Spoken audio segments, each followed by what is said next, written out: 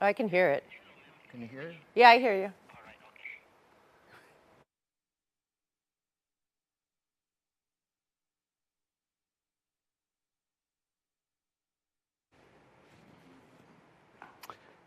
Hey guys, welcome to the live stream. Ben Swann live. Came on. It looked like there was an earthquake going on in here, but I think we're okay. I think we're okay. Welcome to the live stream. We're streaming across platforms right now. We're on YouTube. We're on Rumble. We're on X, of course, and the audio coming across X Spaces tonight. And I'm so excited because here in studio, we don't get to do a lot of in studios, but here in studio we have Mel K, host of the Mel K Show. Great to have you here, Mel. Great to be here. What a time to be alive. What a time to be alive, indeed.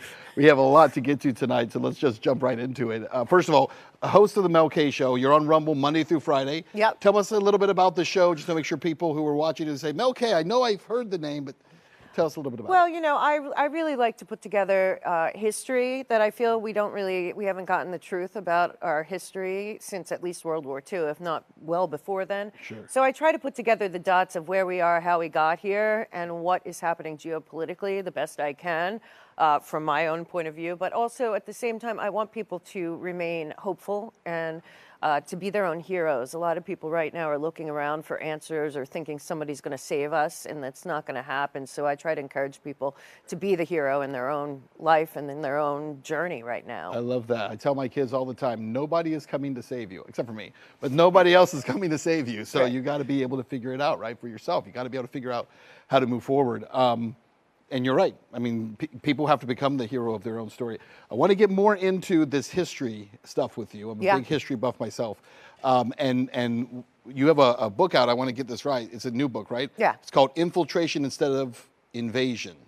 And it talks about how all these different institutions throughout our society have been infiltrated over the years. You want to give us a little bit of that? Sure. I mean, what I really looked at, I've been on a tour for years, speaking out against the UN and globalism and all of that. Yeah. And I would start my speeches a lot with JFK's 1961 speech to the press, where he talks about a monolithic and ruthless conspiracy, and that it was infiltration instead of invasion. And I think, what exactly in 1961 was JFK exactly talking about? And I started really digging in. I went through a lot of D-class, a lot of CIA stuff, and what I really realized was that we were deceived, I believe, in the end of World War II, to believe that the Allies won and the world would go on and we were all great and better. And really, I think we were betrayed, like I said, by especially the Dulles brothers.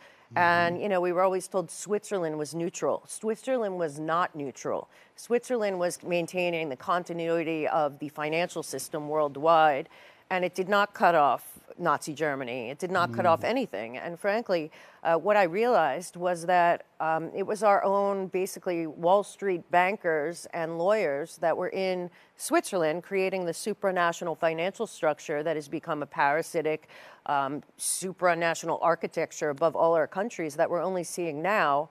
And I kind of deconstructed. It's actually called Infiltration Instead of Invasion, America Betrayed, 1944 to 1954, because what I have found is that in the end of World War II, right before Hitler surrendered, there was a big meeting in France, and it was all the bankers from Nazi Germany and Himmler, but it was also all of these international institutions and financiers. They were called internationalists at the time, like the Rockefellers, the guys from IG Farben, all these multinational corporations. And the linchpins there were Alan Dulles, who ended up with the CIA, but his OSS. He was in Switzerland the entire time. And his brother, John Foster Dulles, was there representing multinational corporations that basically had one foot in Germany and one foot in America. They were from Sullivan and Cromwell. So they were Wall Street lawyers, end up going to Switzerland, and then the Bank of International Settlements, which a lot of people don't understand, that I try to explain what it is in the book, was also run by an American. And basically, I believe that along with the Nazis and the Bank of England, that the Dulles brothers created the supranational structure that right now I believe we are fighting. And that from that point on, the State Department, the CIA, probably USAID, National Endowment for Democracy, were no longer American institutions. I believe after the Dulles brothers came in and John Foster Dulles took over the State Department, it became a tentacle of the global architecture that is essentially the world order of finance. And that's been where we are. And I believe that's what we're kind of pulling out right now. Because it's my belief that the intelligence agencies, particularly the CIA, MI6, and likely Mossad, don't work for us either. I think they were created to protect the international banking cartel and the global public-private partnership that now, the Epstein case and the files have shown you this, but it's not that hard to see when you put the names together and connect the dots that we were captured long ago. And after World War II, I think essentially everything we were taught about our history in America is a lie. It really has been used to protect the supranational infrastructure from us. When you keep referring to this supranational infrastructure, you're talking about the World Bank, the IMF, the International Bank of Settlements, right? You're talking about these global financial institutions. Obviously, the U.S. Federal Reserve, right? Yes. Isn't federal. Yes. And has nothing in reserve. And it's not a reserve, right? But we know that it is a standalone entity that does not answer to any president, and it certainly does not answer to the American people. We know that here. But globally, this is something that is obviously much bigger than one country, much bigger than the United States. We've watched the IMF batter and control countries. I mean, what we've just seen out of Argentina with Milei in Argentina is he was able to break away from the IMF and their control, but Argentina was held captive for so long by the IMF. Yeah, I don't know if you've ever read the book Confessions of an Economic Hitman, but I mean, that is what they do. The truth is that what people need to understand about the Bank of International Settlements, the World Bank, IMF, the Fed, they all gave themselves immunity. There's the International Organization Immunity Act. This is also a Dulles brother move. International Organization Immunity Act of 1945 gave the Bank of International Settlements absolute immunity, meaning it could never be audited, they can never investigate, they can't do any legal action against them, and frankly, it's completely opaque. And I believe that all of the money in Nazi Germany went through there and was funneled out all over the world in the end of, before Hitler surrendered, at this meeting they had, essentially they were saying they were figuring out a way with the Bank of England, the Bank of International Settlements, Wall Street, and the Reich Bank, how to get the billions and billions and billions of dollars they made during World War II out of Germany before they surrendered and funnel it to the rest of the world. So it was going through Italy, it was going through Argentina. A lot of that money came here. A lot of that money went overseas. But to this day, and right now there is an investigation, Grassley has been under the radar pushing it forward, but Milei and Grassley and a whole bunch of people are trying to look into where all the money went. Because the other thing about the International Organization Immunity Act is they didn't only give it to the Bank of International Settlements and the IMF and the World Bank, they gave it to 63 other banks in the world that they own. And then they extended it to include the UN and 76 organizations connected to the UN. So all of these global organizations to this day still have immunity. And I don't know how that's possible, but they cannot be audited, they cannot be investigated. The people that work for them can. They don't get stopped at the borders. They live a supranational existence. So when everyone's talking about, oh, it's Israel or it's China or it's Russia or it's this, I believe that this infrastructure that was built post-World War II doesn't have an allegiance or alliance to any nation, to any people, to any religion, to anything. They are literally power for power's sake, and it is a parasitic drain on all of our resources. And frankly, if COVID didn't go so badly for them, it would have gotten much worse. But obviously, COVID did not work out, I don't think, the way that they hoped. And a lot of people woke up and said, how's the whole world moving in lockstep? There has to be something. You know, we talk about the deep state. Unfortunately, I believe the deep state is global. And the idea that MI6 and CIA are two different organizations doesn't ring true for the research I've done. It really does look like in the wake of World War II, while we were celebrating, I guess, winning something, like I always say, Germany might have lost, but I don't think the Nazis lost. And I also don't think that I think we've come up with a caricature of what the Nazis were, what these people were, the Bolsheviks, what they were. But to this day, it is the National Socialist Workers' Party was Nazism. And it's not guys wearing uniforms walking goose-stepping behind Hitler. It is an ideology of totalitarianism where there is no dissent.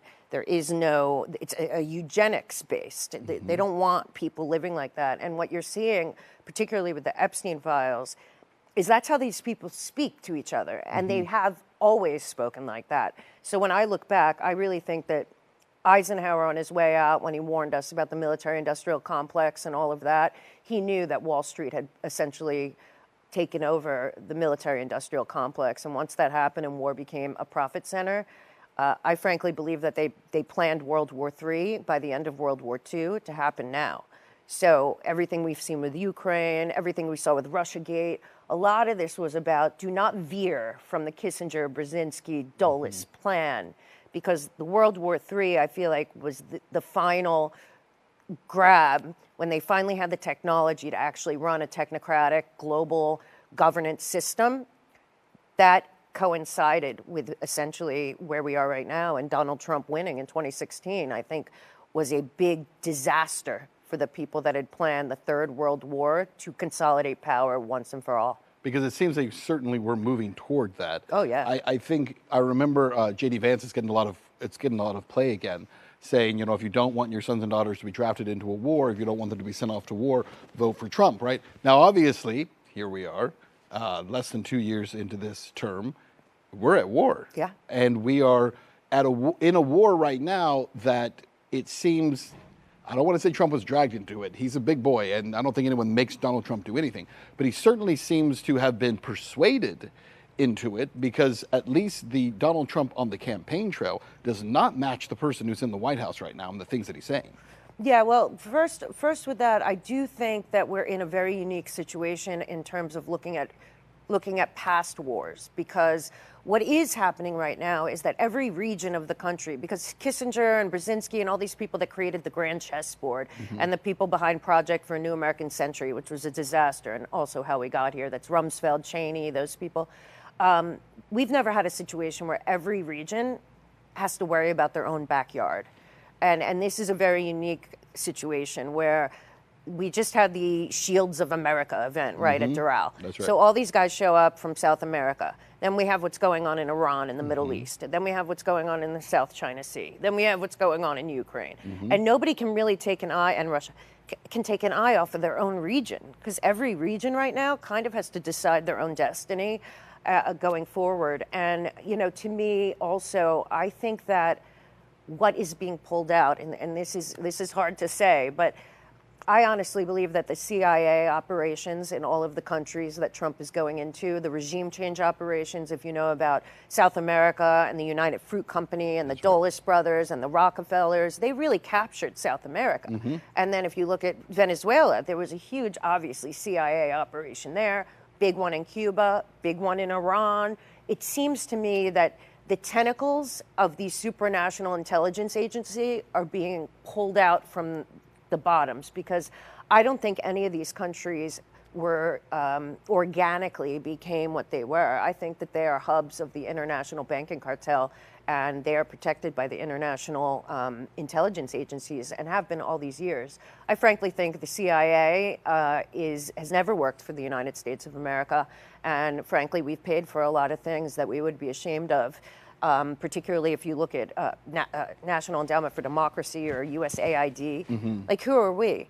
And this is why the American people have to decide right now what they want. 250 years is, pretty much how long an empire lasts. I don't think we ever were meant to be an empire, first of all. Second of all, if you go back to George Washington's farewell address, and he's very clear, parties are going to end up just being parties fighting each other, and the people won't matter. Don't let anyone outside, no foreign influence inside America, and we don't get involved in any other countries, inner workings. Sovereign nations are sovereign. Correct. So a lot of this stuff was thrown out the window, I believe, to get us to go into, by false pretenses, World War I, where the model of war for profit became the model for the world in banking. And the fact that we give $900 million or $1 billion, whatever we're giving now, to the military out of taxpayer money, and they are also traded on Wall Street, is something we should all be a little bit disgusted by. Yeah, absolutely. I want to go back for a second. You said something that caught my attention. So Iran, Venezuela, Cuba, are you saying that the CIA was propping those countries up as they currently are? Or is it the other way around? Because my understanding is, like, for instance, Iran does not have a Rothschild bank in it. Russia does not have a Rothschild bank in it. The countries where we see war is being brought to their doorstep in this moment. We're being told it's for 1,000 different reasons. Banking never comes up, and yet there are common denominators in these countries. Right, right. And that's the thing, is that they were endless regime change operations, but I also believe that they were used for black ops trafficking. I think that, and especially if you look at Epstein's Island and you know about the Clinton Global Initiative Island, they had this island challenge with Branson, right? Yes. I think that they've used these different nodes that are always in trouble. You know, there's always something going on in Iran. For 47 years, we're told every 2 weeks that Iran's going to have a bomb and bomb the world. Whatever with Cuba as well. I think that a lot of these are hubs for black ops and trafficking, and they have paid off, likely, the people in power. You know, when they find out that Khomeini is worth $200 billion, or, you know, this happened also with Arafat, with the PLO. He died, he's worth billions of dollars. I wonder how much Zelensky is worth.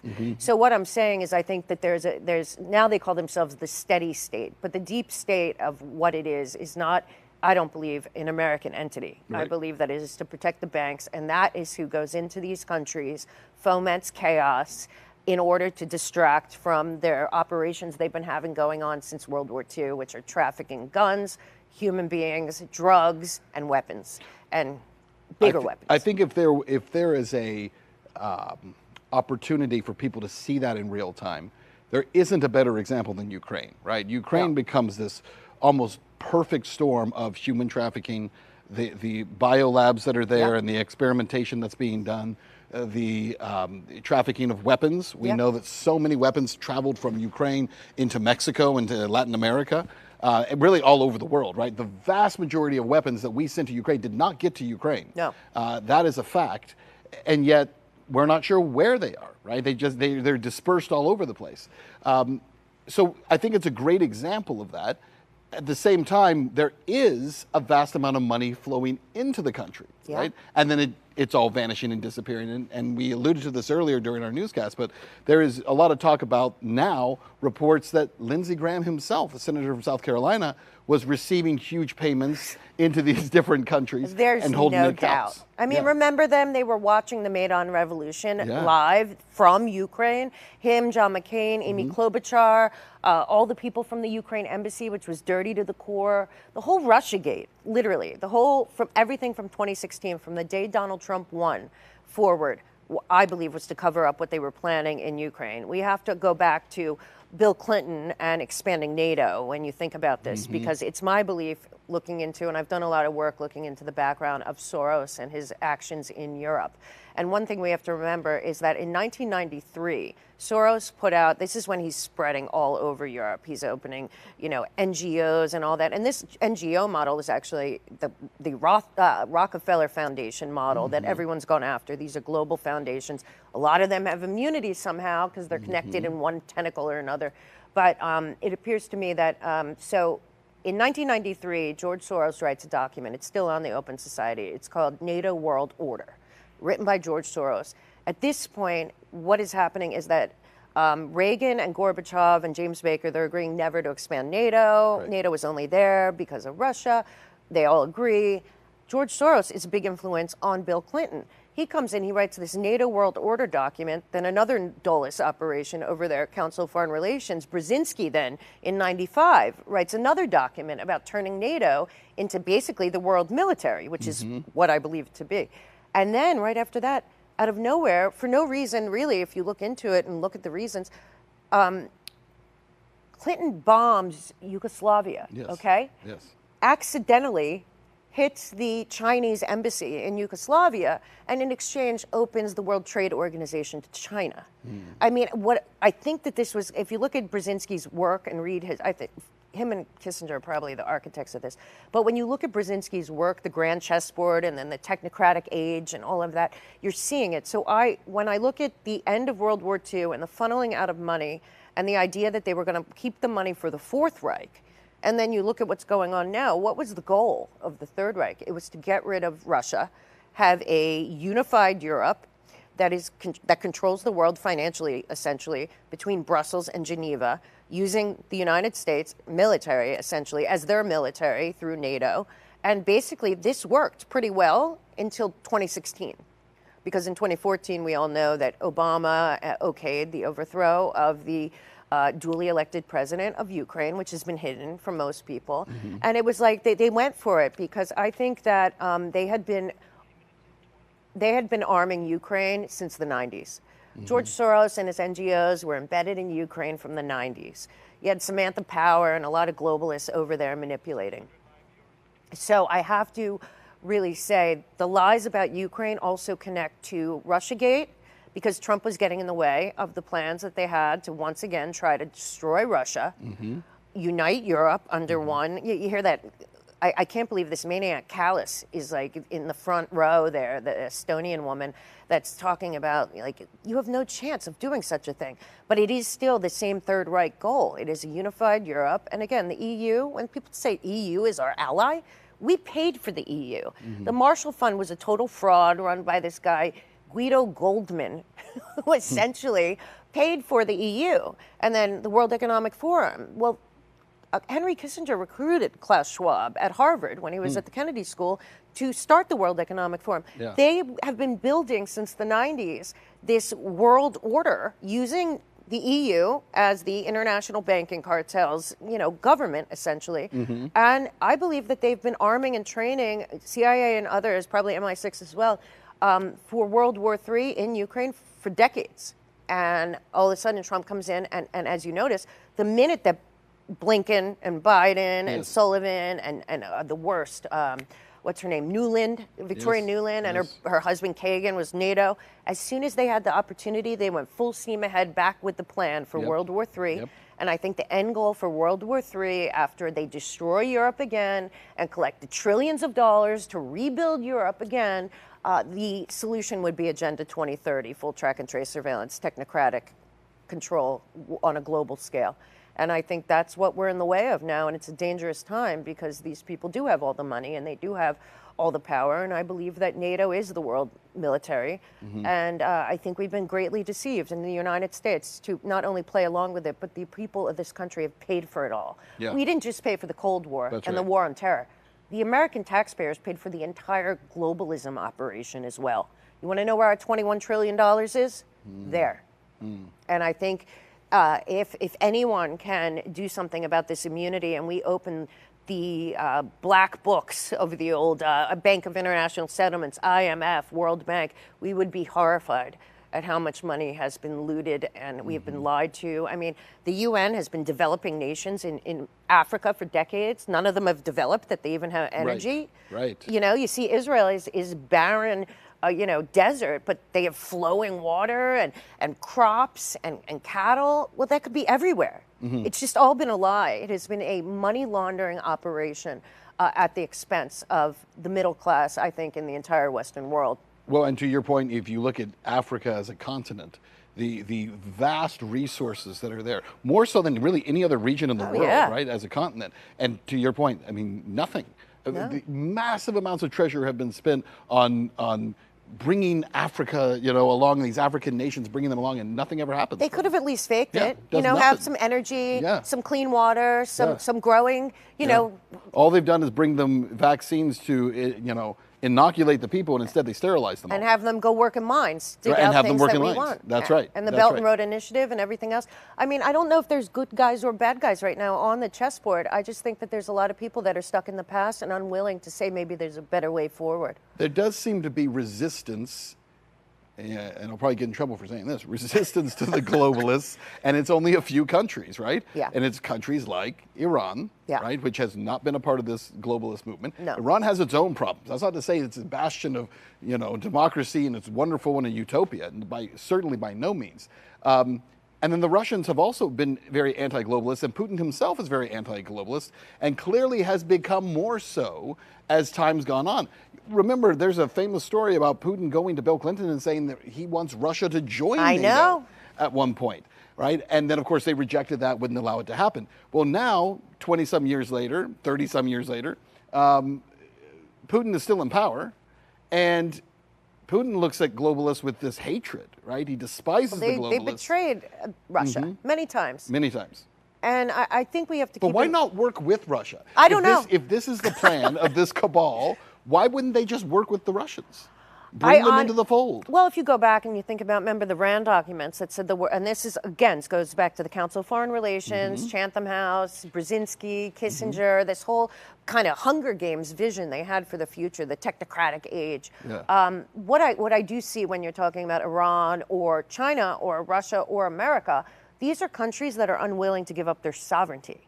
Yeah. And right now, I think the war is about, on the global stage, is nations that want to maintain their sovereignty, their borders, language, culture, history, against those that want global governance. And they are ready for it. They built trillions of dollars have gone into Agenda 2030 since Obama signed us onto it in 2015 with Samantha Power and Susan Rice, all these globalists. And they're not Americans. They're not. And that's the problem with America right now. We look at these companies like Disney or Nike or Google as American companies. They're not.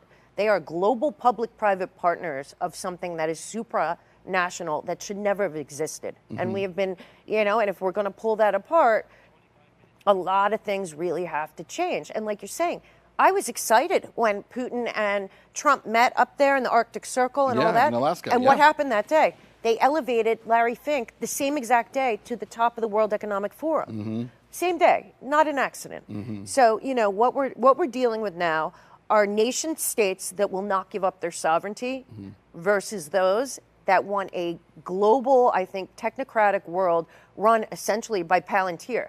And if you look at Palantir and you look at the Bilderberg Group, they have a lot of similarities. So you can say, because China and Russia are very much at the top level when you go to Davos, they're treated like that. China's very powerful at the UN, but the question is, how much power do they have, and what necessity are they fulfilling? Nothing. And to me, I would love to see everyone just take a step back and realize that everything we were taught after World War II was basically to loot and launder all of our taxpayer dollars into endless wars for profit because the money is in the reconstruction. And I think right now the Great Reset was really about that they are losing power, the fiat currency model isn't working, the COVID operation kicks off, they're going to go and they're going to tell us that we now have to go to all digital currency, now we have to tokenize nature. I mean, it's all BS. It's just the whole model failed, and I believe World War III and the reconstruction was the solution.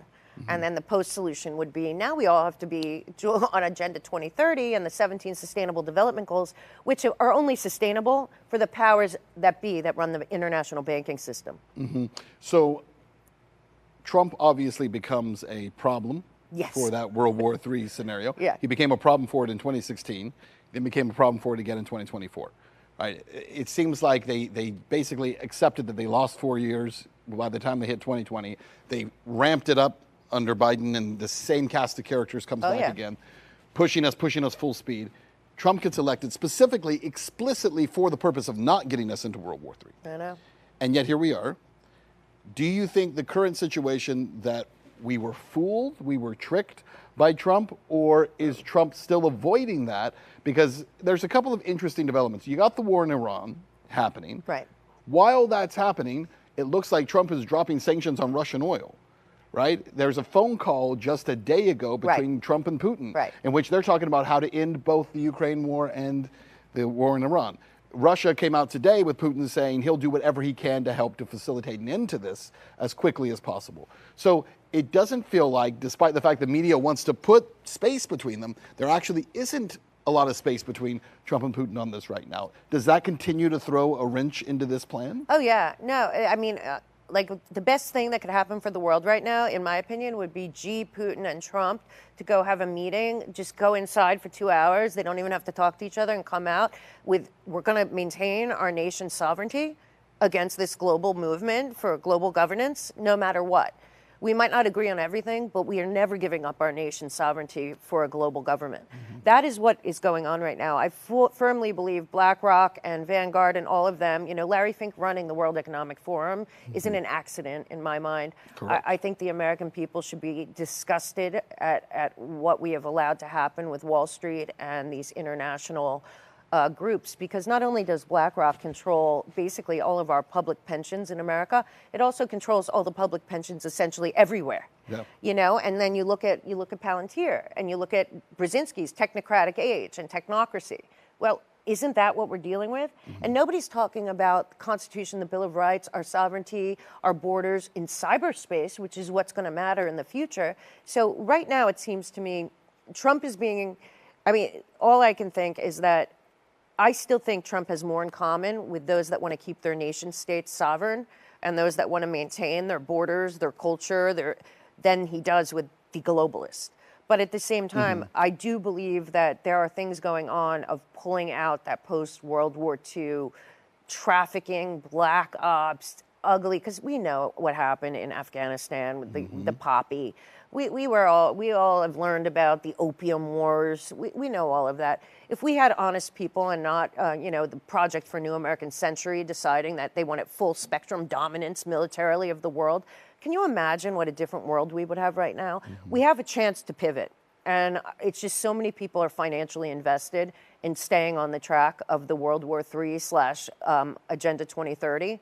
I mean, they're losing power, but I don't think they put Larry Fink in that position I think it's a signal that they're going to keep going that route. It's going to be up to the people of nations. It's going to be local action. It's going to be stop counting on DC. It's a cesspool. It's not salvageable. We have to start realizing that the American people have one shot to save their country, and it can't be about DC. It can't be about Donald Trump. Yeah. Well, no, it certainly cannot be about Donald Trump. Donald Trump, obviously another big part of where he campaigned and won in 2024 and also in 2016 was on his discussion of the immigration issue. And specifically, there's a big difference between immigration and what happened from 2020 to 2024, right? That was a direct assault on American sovereignty. Totally. And the rabid importing of about 10 million people for the purpose, it seemed, of destabilization. Yeah. Right. I think most people see that. I think most people understood that. Trump obviously ran on that idea. Now, he is, I think, by the end of this year on track to deport about 1.4 million people. But he's also leaning heavily away from discussions of deportation, and even as recently as today, put out word to Republican senators and lawmakers, stop talking about mass deportation. Yeah. Why is that? I think it's because, A, the optics of it, B, these people were used as weapons against us, the people. See, this is why, but in 2020, I found this document that was really outrageous, and this is why I think NATO should have been disbanded a long time ago. I think has not ever been a defensive force, and frankly, right now, it is the globalists and the international banking cartels military, I have no doubt. But they put out a document about cognitive warfare and the battle for your brain. And they convinced a lot of these people to come up here and to be on the caravans and all that and promised them everything, where essentially they were using human beings as weapons. There was nothing humane about opening our border. Correct. And what they did to those people and, losing at least 300,000 unaccompanied minors. We know what's happening to that. There is a slavery issue right now in America. We want to believe all people are good. Well, that's not true. And there are many people in this country right now who legitimately have slaves, and not just sex slaves, all kinds. These people were used as weapons against us without any consideration for them being human beings. And so you look at the whole migration map from the UN and what all the different NGOs, our biggest problem in America right now is that we have the Rockefeller model of NGOs has exploded so much that the one place we can actually make a difference is to cut off that money, that funding, that fed this. But at the same time, I feel like a lot of the people that came across our border are victims. They're victims of this global governance to collapse the West. And I think a big part of it, too, was the Cloward-Piven strategy of collapsing our social, architecture that was put together to be a safety net with all these people coming in. And then it's creating friction between those that are here and those that came here. And it's like it's nobody's fault. All these people, including here, were used as weapons against each other to collapse the West, particularly the United States. When Trump used to go out and, they're not after me, they're after you, I'm in the way, I'd be like, no, they're not after America, they're after the world. America, the Constitution, the Bill of Rights, the Republican form of government. We're not a democracy. The people are still supposed to have power. But we've been turned into, since Bill Clinton, but obviously both Bushes were involved, Clinton, Obama, Biden, all globalists. And I believe that they all planned for the global world because they all started opening global NGOs in the last 10, 15 years, including Jeffrey Epstein. That's right. And a big part of that was planning for global governance. And frankly, trillions of dollars have been put into this full track and trace surveillance technocracy. I mean, China's a technocracy. It's not absolutely. a communist country. That's right. And the same people that built that are building it here. Yeah. So, I mean, what is freedom at this point? What is sovereignty? I think, what are Nazis? You know, and then you see like the Democrat Socialists of America. They're radical Marxist revolutionaries, but somehow they're running the Democratic Party and nobody's even saying anything about it. Or you're seeing what's happening with a lot of these races. Both candidates, I mean, we have a kakistocracy. We have like the least qualified, the most unscrupulous criminals running our country. Frankly, I would love Doge to do a full people's audit of every single person in the House and Senate, every person from 2020 to 2024, because trillions of dollars left this country during the Biden, I call it, but the Biden auto pen administration. DC was a crime scene for 4 years. And you talk about you know... it's kind of you to only make it 4 years. Yeah. I mean, it's been a crime scene for decades. For a long time. But for those 4 years, there was no one mining the Treasury or any of that. Yeah. I mean, that auto pen administration, if you look at them, you had Donilon, who's a BlackRock guy, you had Goldman guys in the back. It was really run by the international banking and military. And they were going full steam ahead. But it's so serious and it's so real and it's so dangerous that Doge was disbanded. Elon Musk says they'll kill me if we actually reveal what we're finding. And if we keep looking, we'll all be dead, right? Because I think he understood just how serious it was. The crazy thing is that Doge was probably the most popular thing that's been introduced in Washington in decades. I know. And it was gone like that. Well, that's because there are so many criminals that are, you know, these NGOs, it's such a scam. It's such a scam. And, you know, they've been investigating the Rockefeller Foundation, the Ford Foundation, and the Carnegie Institute since the 30s for subverting the will of the people, and nothing ever happens. You got Brookings, you got the Atlanta Council, you got all these, even Rand. What are these people doing? These people are undermining the voice and the vote of the people, and they have been for decades. They call them civil society. No, they undermine our country. How do they have 501c3, 501c4 for these? They make billions of dollars. They get it from all over the world. And you know what? Their whole goal is to invalidate the voice and the vote of the individual American citizen. And, you know, this has been going on for so long. And it's just, Trump just brought the spotlight onto how devastating I would say the military-industrial complex and their relationship with Wall Street has been for this nation, because endless wars for profit became the solution. And that's where we are, and I think we are dealing with that right now. Without question. There are a lot of people in a very fractured MAGA base now, and MAGA's essentially over, right? Yes. That's gone. I would say so. Yeah. You've got the neocons now call themselves MAGA. They don't call themselves neocons. They just call themselves MAGA. Right. And then the MAGA coalition becomes libertarians, go back to their title, independents go back to their title, and then the Republicans that remain are now America First. Yeah. Right? We have this very fractured coalition. Trump will probably not be able to do much for the next 2 years after the midterms, because I would anticipate that with this war in Iran, they're going to lose the House. They may lose the Senate. It's trending that way. But certainly they're going to lose the House. At that point, what can you even get done? But you know what, Mel, the thing is? So many people would say, what did you get done when you had it? Right. Because you had a shot. You've had it for 2 years, or you will have had it for 2 years, and you've squandered it. Yeah. Can't get the SAVE Act put through.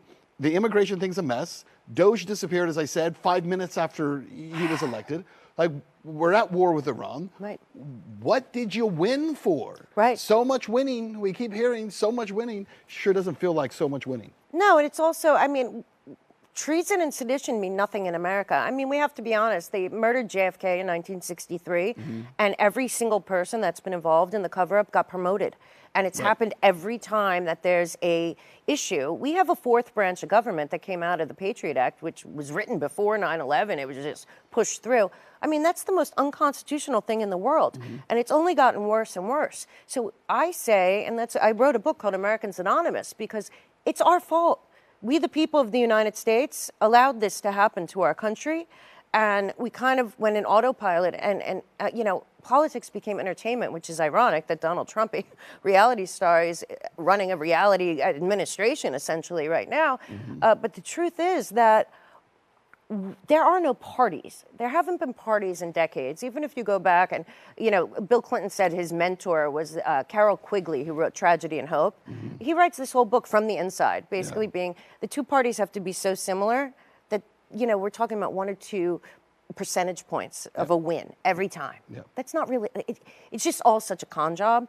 And the uniparty. Yeah. It's just one thing. But it's always been. I think it's all been a fraud. That's why the thing that's bothered me the most is watching them not go after the financial fraud. So I watched the Epstein case, okay? I've watched it since 2008. JP Morgan should be indicted on multiple levels.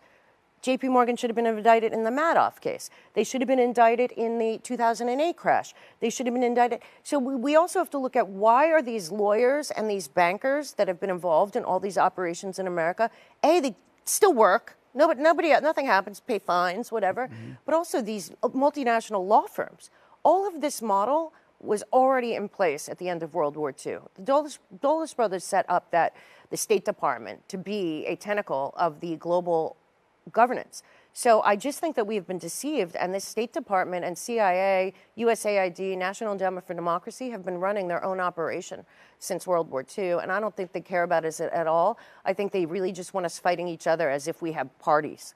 I don't think we have parties. I think we have a lot of people that are willing to be paid off to participate in something that is totally fraudulent. Mel, we have a few minutes left here.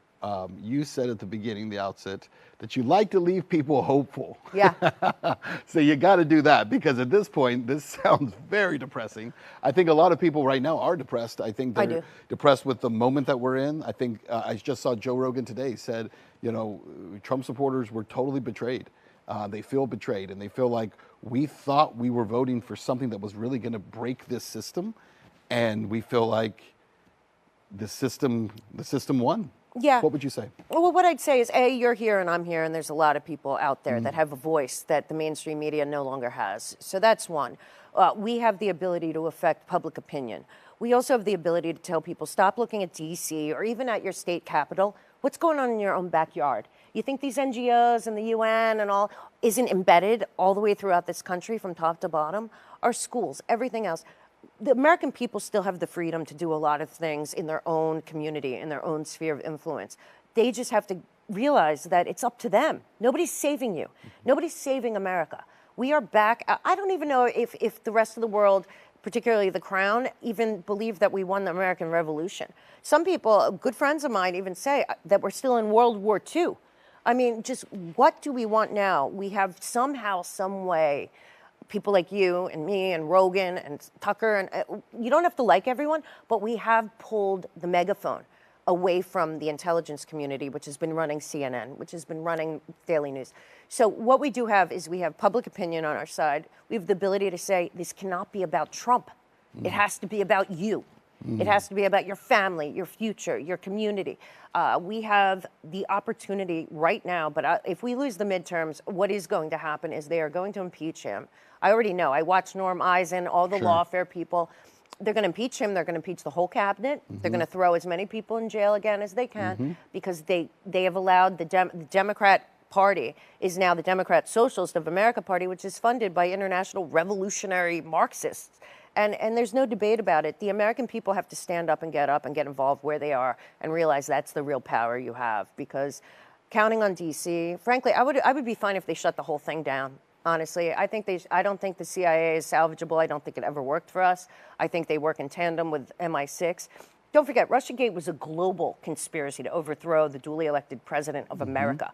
There was, like, the UK was just as involved as the United States and Canada. What all originated there. Yeah. The whole thing originated Oh, totally. there. So when you look at that, if the American people have accepted that treason and sedition is not real and we're never going to punish it, and we haven't since the murder of JFK, what have we allowed to happen to this country, and whose fault is it? And I would say it's ours, because we do have power, and I believe that. And because we have wrestled away that megaphone of mainstream media, we have a real shot to get people involved where they are. But we have to stop being lazy, and I don't want to do that. running for office became gladiator. Like, let's bring it back to like good people trying to help their community and supporting them. Like, the whole party thing should just be moot. And frankly, that they didn't go after Act Blue and win red right off the bat, knowing that they're giant money laundering operations that then control who the candidates are. Then we have terrible candidates. It's just the whole system is broken, and the only way we fix it is by getting involved ourselves, but also by supporting people that are doing it as well.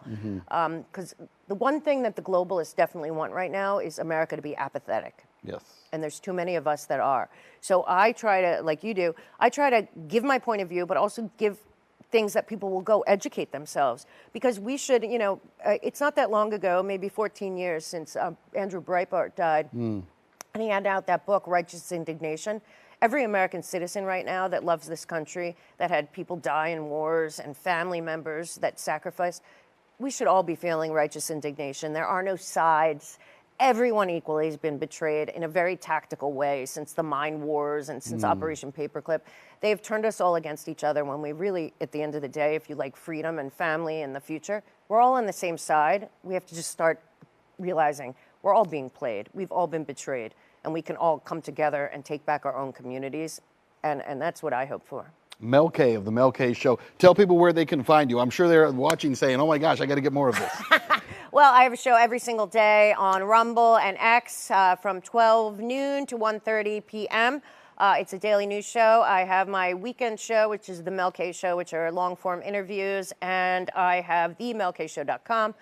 Where I have a resource page where I try to put a lot of declassed information so that people understand they can get more involved and they can read for themselves. And once they do, they will be empowered with information that they won't get anywhere else. And information is our weapon. So if people get educated and get information and get involved in their local community, we can save America. If not, and we let it go on autopilot, it's our own fault. And don't think it's one guy who's going to save you. Nope. Doesn't work that way.